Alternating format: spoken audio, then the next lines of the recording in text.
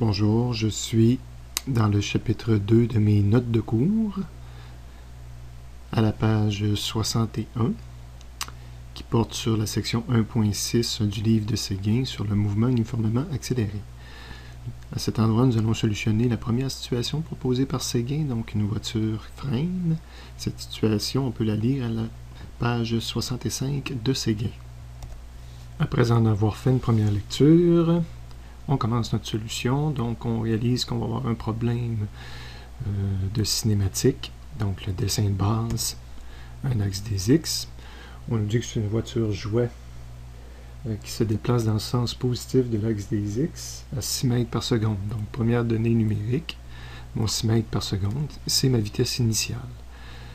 Donc j'ai probablement dessiné un vecteur vitesse initiale sur mon dessin. Étant donné qu'on nous mentionnait qu'on se déplaçait sur l'axe, dans le sens positif de l'axe des X, ça aurait été également une bonne réponse de l'écrire sous cette forme-là, de dire que la vitesse initiale selon l'axe des X, c'est 6 mètres secondes. Je préfère toujours prendre la nomenclature avec les valeurs absolues quand je peux, ça me fait écrire moins de caractères. En continuant ma lecture, je rencontre le fait qu'on me dit que justement sa position initiale, c'était X est égal à 10 mètres. Donc c'est mon X initial que je vais dessiner sur mon dessin. Probablement un point que je vais appeler X initial.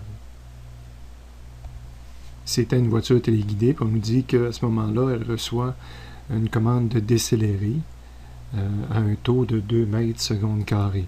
Donc j'ai mon 2 mètres seconde carré et c'est une décélération. J'ai deux options ici. Je peux encore une fois écrire que c'est A est égal à 2 mètres seconde carré, parce qu'en valeur absolue, c'est ça la valeur de l'accélération. Sauf que c'est une décélération. Donc sur mon dessin, si j'avais une vitesse dans ce sens-là, le A s'en va de l'autre sens. Fait que la combinaison des deux me montre la nature du problème. Il aurait été possible aussi d'écrire que le AX valait moins 2 mètres seconde carré. Les deux réponses sont acceptables. Mais comme j'ai déjà dit, je préfère avoir le moins de caractères possible, donc je vais avoir utilisé ici la nomenclature A. Mais si vous préférez, vous pouvez écrire ça, je ne peux pas contredire un étudiant qui aurait écrit cette chose-là. Dans les deux cas, ça prend un A vers l'arrière sur le dessin, et il n'y a pas de AX ici. Là.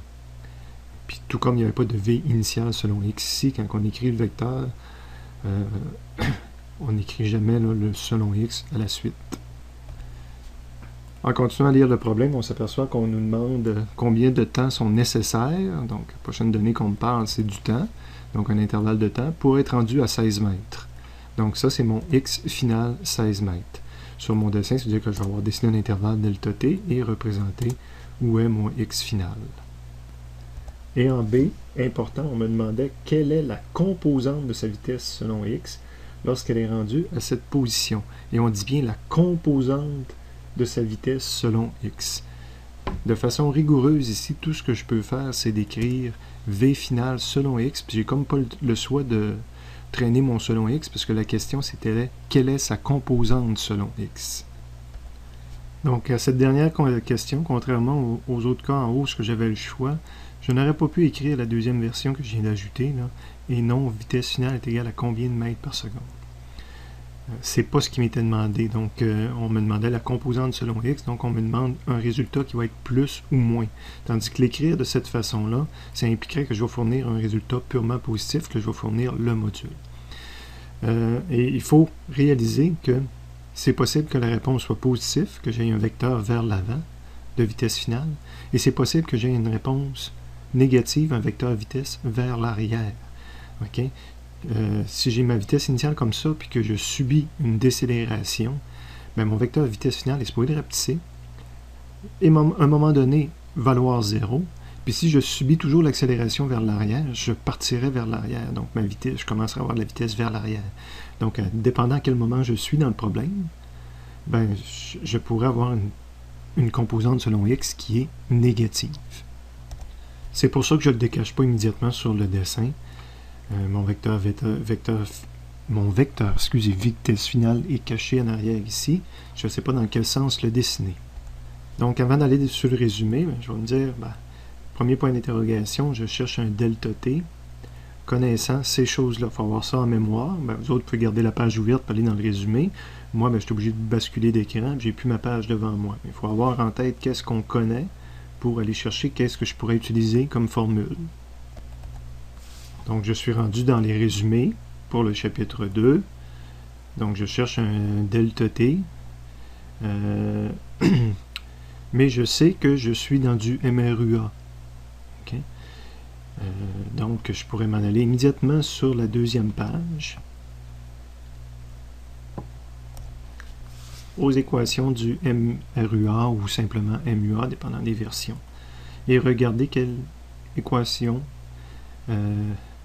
avec laquelle équation je veux travailler. Évidemment, je vais dans l'ordre. Ça, c'est des choses connues. Vitesse initiale est connue, inconnue, connue. J'ai une seule inconnue. Donc, je pourrais choisir celle-ci. La deuxième, ne connaissant pas ma vitesse finale, si je la choisis, je vais avoir deux inconnus dedans. Connaissant pas la vitesse finale, je vais avoir deux inconnus. Donc, les autres, ce qui font apparaître toujours vitesse finale, ça me semble plus compliqué. Pas impossible, mais je vais avoir plus de manipulation à faire. Donc, je choisis de travailler avec la première. Et étant donné qu'on me donne à la fois finale et initiale, je vais travailler avec la première version en haut ici. De retour à mon problème, donc je vais donc transcrire ce que j'ai vu dans les résumés. Je veux travailler avec cette équation. Bon, quand j'ai choisi mon équation tout à l'heure, j'ai réalisé que j'avais une seule inconnue. Si j'ai une seule inconnue, je pourrais immédiatement décider de mettre mes chiffres. X final est égal à 16, est égal à X initial qui vaut 10, plus la vitesse initiale selon X. Donc, ma vitesse initiale est ici. Dans l'équation, c'est selon X. Mais selon X, je suis positif. Donc, j'ai pas de problème ici. Là. Je remplace par un plus 6. Fois mon inconnu, plus une demi fois AX. Donc, mon A, il est ici. Hein, si j'ai pris une version que je préfère, mon A, j'ai écrit 2. Mais sur le dessin, je l'ai mis vers l'arrière. C'est une décélération. Donc, mon AX se remplace par moins 2. Faut pas l'oublier, sinon on n'arrivera pas. Et l'autre inconnu au carré. Bon, personnellement, pour la suite du problème, là, vous allez devoir prendre note qu'il y a plusieurs façons de faire différentes, pas façons de faire, mais d'exigences différentes qui dépendraient d'un enseignant à l'autre, puis que même pour moi peuvent dépendre d'une fois à l'autre, d'un cours à l'autre, parce que des fois je partage le cours avec d'autres enseignants, puis je suis obligé de m'accorder avec les exigences des autres enseignants. Fait que n'oubliez pas de demander en classe, même à moi, quelles sont mes exigences particulières cette année pour les équations de ce type-là. Quand je dis de ce type-là, c'est parce que moi, je m'arrêterai ici et je reconnaîtrai que c'est une équation quadratique, donc il faut que je prenne la solution de l'équation quadratique. Okay? J'irai sur mes résumés chercher une formule. J'irai dans mes résumés d'annexe, donc des notions générales. J'irai probablement dans les mathématiques. Si je me rappelle bien, c'est dans les exposants, parce qu'on a du x carré. Donc, j'irai dans l'annexe I. Je suis rendu à l'annexe I, première page. Fait qu'on voit toutes sortes de notions sur les exposants, mais je ne trouve pas ce que je veux. Je vais à la deuxième page. Toujours les exposants. Puis à un moment donné, j'arrive à la solution de l'équation quadratique. Parce que le problème qu'on avait, il faut reconnaître qu'on a un problème d'équation quadratique. Là. Puis qu'en mathématiques, on a appris à résoudre ça avec le moins B plus ou moins B2 moins 4AC sur 2A.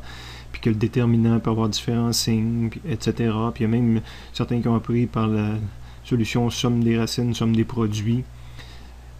Donc tout ça existe, mais je suis à cet endroit-là. Là. Mon problème me demande de solutionner cette chose-là de cette façon-là. Évidemment, les calculatrices d'aujourd'hui nous le font. Okay? Donc je reviens à mon problème.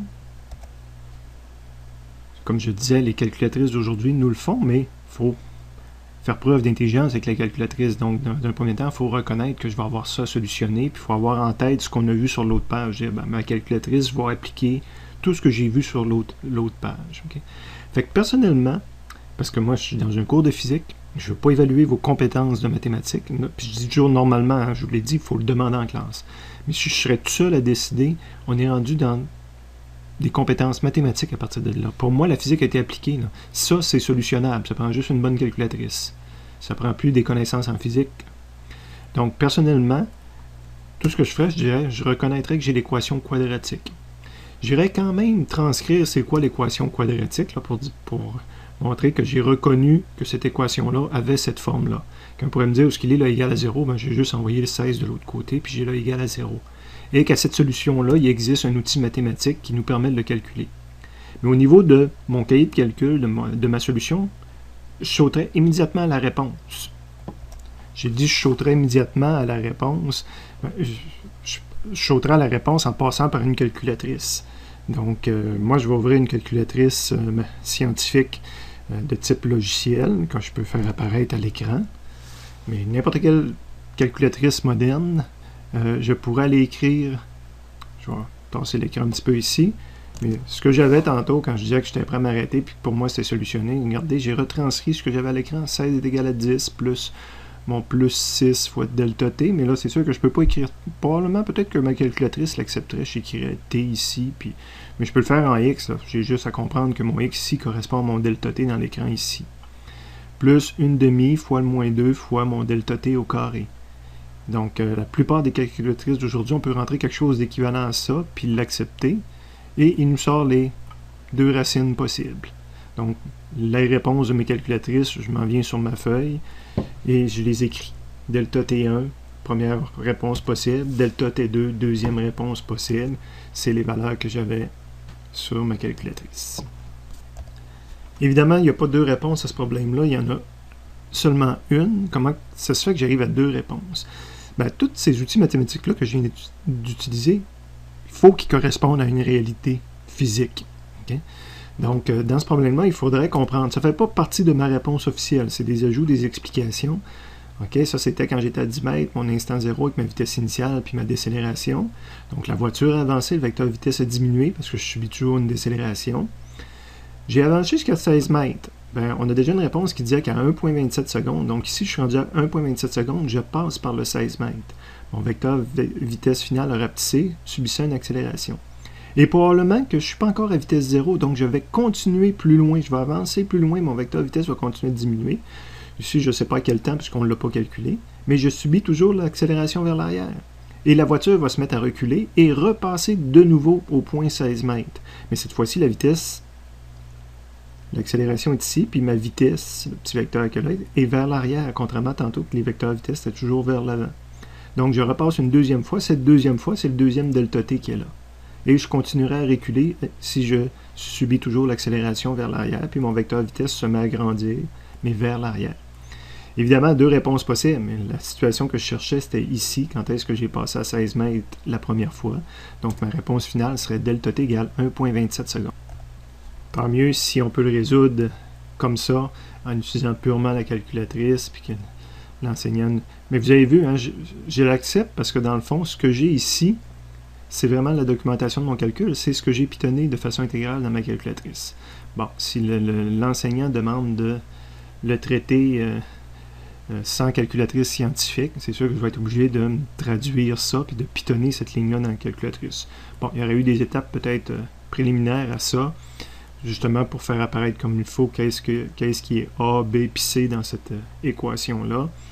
Donc, j'aurais probablement commencé par envoyer mon 0 vers la droite, on peut faire toujours ça. Ça revient à dire que ce 16-là s'en vient de ce côté-ci, si on veut. Donc, de l'autre côté du égal, je retrouve mon 1 demi AX delta t, plus ma vitesse initiale delta t, fait que je le mets sous forme x carré, x, puis le c à la fin. Puis j'ai encore mon x initial qui est ici, mais lui a traversé de l'autre côté pour laisser un 0 tout seul. Donc, lui est devenu moins x final, puis c'est égal à 0. Évidemment, ça, je dois reconnaître, des fois, dans ce problème-là, c'était pas strictement obligatoire, mais des fois, ça pourrait nous servir parce qu'on n'a ni le x initial ni le x final, mais on a le déplacement.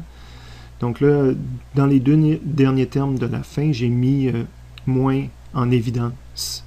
Puis j'ai mis le x final en premier. Fait qu'en mettant le moins en évidence, tout ce qui me reste à l'intérieur, c'est le x final.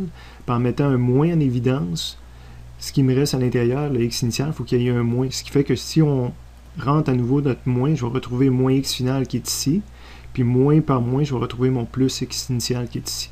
Mais de l'écrire sous cette forme-là, ça permet de faire apparaître le delta x. Si jamais j'ai besoin du delta x, mais il faut s'apercevoir qu'on devient moins delta x. Okay. Donc, comme je mentionnais, ici on aurait pris la solution de l'équation quadratique. Évidemment, il faut que j'adapte cette solution-là à mon problème, là, que je reconnaisse que ça c'est mon A, que ça c'est mon B, que mon moins delta x correspond à mon C. Donc là, il faudrait que je travaille un peu pour écrire que le x est devenu delta t, Le moins B, c'est moins vitesse initiale. Plus ou moins B2, ben, c'est vitesse initiale au carré. Moins 4 fois A. Le A, ben, c'est une demi-AX qui est ici. Puis le plus C, ben, c'est moins delta X fois moins delta X divisé par 2A. Après ça, je peux retravailler ça un petit peu si je préfère. Donc, de faire certaines multiplications à l'intérieur. Puis j'aurais même pu m'apercevoir que quand on met au carré, que le selon x n'a plus d'importance, parce que même si on serait positif ou négatif, ça va devenir une valeur absolue de toute façon. Et je serais prêt à mettre des chiffres dedans. Et évidemment, là, j'ai travaillé avec le delta x pour traîner moins d'affaires. Je documente comment j'ai calculé mon delta x. Parce que même si c'est juste 10 moins 6, c'est à cet endroit-là que je peux faire une erreur. Donc, si je dois trouver où est votre erreur sur la feuille, il faut que je vois ce que tu as voulu pitonner sur la calculatrice. C'est sûr que je ne pitonnerai pas ça sur la calculatrice. Et d'ailleurs, j'ai une erreur ici. Le x final, c'était 16. Donc, c'est 16 moins 6. 16, c'était quoi les deux positions? 6 puis 16. Oups. X initial, c'était 10. OK. Donc, c'est là que était mon erreur. 16 moins 10, ça donne le 6. Vous voyez, j'avais la bonne réponse finale, mais j'ai fait une erreur. Donc, j'ai répondu au premier point d'interrogation. Le deuxième point d'interrogation, je cherche maintenant la vitesse finale. Je ne suis pas bon en par cœur, donc je vais aller sur le résumé, trouver quelque chose qui me permet de répondre à ce point d'interrogation-là. Donc, je vais dans le résumé pour le chapitre 2, à la deuxième page, parce que c'est là que je retrouve mon MRUA. Première équation, je l'ai trouvée, puis ça ne fait pas apparaître vecteur vitesse finale. La première fois que je rencontre vecteur vitesse, pas le vecteur, mais la valeur vitesse finale, c'est dans cette deuxième série d'équations-là. Donc, je pourrais l'obtenir à condition que je connaisse la vitesse initiale, oui, que je connaisse AX, oui, puis que je connaisse delta T que je viens de calculer. Donc, j'ai tout ce qu'il me faut. Donc, je vais retranscrire celle-ci dans ma solution.